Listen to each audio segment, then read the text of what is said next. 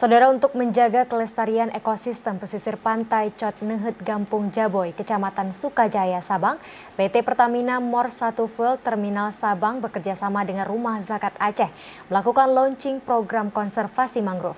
Kegiatan ini dilakukan dengan menanam 6.000 mangrove di kawasan pesisir pantai agar dapat mencegah erosi dan abrasi pantai, sekaligus menjadikan objek wisata di Jaboy ke depannya. Berikut informasinya.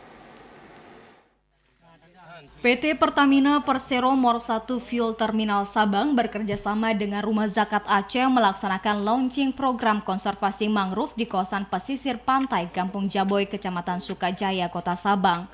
Kontribusi positif ini diberikan kepada masyarakat melalui CSR yang dikemas dalam bidang program lingkungan.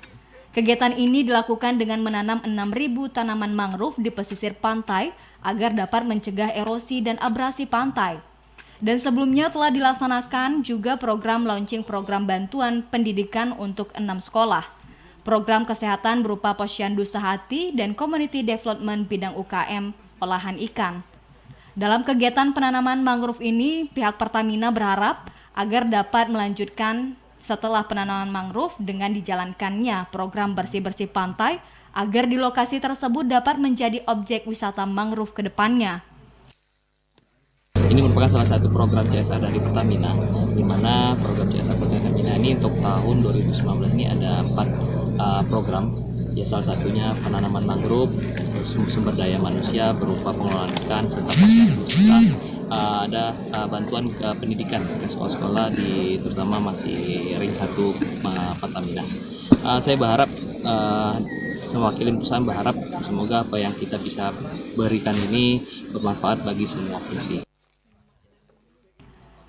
Acara ini turut dihadiri Wali Kota Sabang yang diwakili oleh Kepala Dinas Lingkungan Hidup dan Kebersihan atau DLHK Kota Sabang, Manajer Pertamina Persero Fuel Terminal Sabang, TNI AL Sabang, Camat Sukajaya dan Ramil Sukajaya, Polsek Sukajaya, Gecik Jaboy, dan Kepala Rumah Zakat.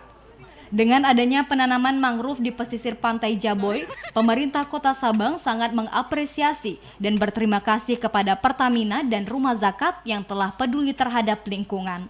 Tim Liputan TVRI Aceh melaporkan.